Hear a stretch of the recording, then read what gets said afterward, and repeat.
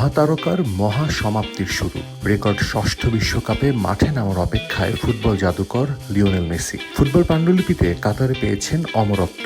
এবারের লক্ষ্যটা সেই অর্জনকেও ছাড়িয়ে যাওয়ার। আলজেরিয়ার বিপক্ষে ম্যাচের আগে নির্ভার আর্জেন্টিনা দল ও লিওনেল মেসি। বিশ্বকাপের আগে ফুটবলারদের চোট নিয়ে শঙ্কা থাকলেও আপাতত সবাই প্রথম ম্যাচের জন্য ফিট। চলমান বিশ্বকাপে শিরোপা জয়ের পাল্লাটা সবচেয়ে বেশি ভারী আর্জেন্টিনার। তবে এবারের আসরে ফেভারিটদের হোঁচট খাওয়ার যে রীতি চলমান, তাতে কিছুটা শঙ্কিত আলবিসেলেস্তে বস। অবশ্য নিজের দলের ওপর আস্থা রাখছেন এই মাস্টারমাইন্ড। আলজেরিয়া অনেকটা মরক্কোর মতোই প্রতিপক্ষ।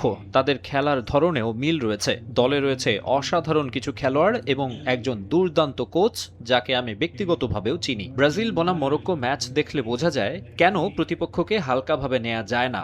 স্পেনের ক্ষেত্রেও আমরা দেখেছি সহজ কোনো প্রতিপক্ষ নেই। আলজেরিয়া এমন একটি দল যাদের নিয়ে আমরা চিন্তিত, কারণ তারা শক্তিশালী এবং তাদের অনেক খেলোয়াড়ই সর্বোচ্চ পর্যায়ে খেলে। তাই এটি আমাদের জন্য একটি কঠিন পরীক্ষা হবে।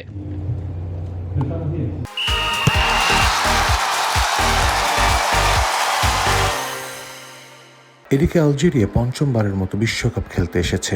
এক যুগ পর বিশ্বমঞ্চে ফেরা দলটা রয়েছে দারুণ ছন্দে। ডেজার্ট ফক্স নামে পরিচিত দলটা সম্প্রতি প্রীতি ম্যাচে গুয়েতেমালাকে 7-0 গোলে বিধ্বস্ত করেছে। বিশ্বকাপের প্রস্তুতি ম্যাচে হারিয়েছে নেদারল্যান্ডস ও বলিভিয়াকে। দলে আছেন রিয়াদ মাহরেজের মতো তারকা। প্রতিপক্ষ আর্জেন্টিনা হলেও আত্মবিশ্বাসী দলটা। আফ্রিকার দলগুলো ইতোমধ্যেই দেখিয়ে দিয়েছে যে তারা শক্তিশালী প্রতিপক্ষ। তবে এখনই চ্যাম্পিয়ন, সেমিফাইনালে ওঠা কিংবা আরো বড় কিছু নিয়ে কথা বলার কোনো মানে নেই। প্রতিটি দলকেই এক ম্যাচ করে এগোতে হবে এবং প্রতিটি ম্যাচে নিজেদের সর্বোচ্চটা দিতে হবে।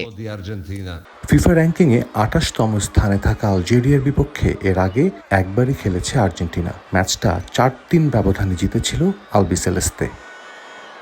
মরক্কোর বিপক্ষে ব্রাজিলের ড্র এবং স্পেনের পয়েন্ট হারানো, এই ওয়ার্ল্ড কাপে এখন পর্যন্ত ফেভারিটদের শুরুটা হয়নি ভালো, আর এটাই ভাবাচ্ছে আর্জেন্টিনা কোচ লিওনেল স্কালোনিকে। আলজেরিয়াকে তিনি তুলনা করেছেন মরক্কোর সঙ্গে। এ কারণেই প্রথম ম্যাচে মাঠে নামার আগে সতর্ক আলবিসেলেস্তেরা। কানসাস থেকে সাজিদ মুস্তাহিদ, সময় সংবাদ, যুক্তরাষ্ট্র।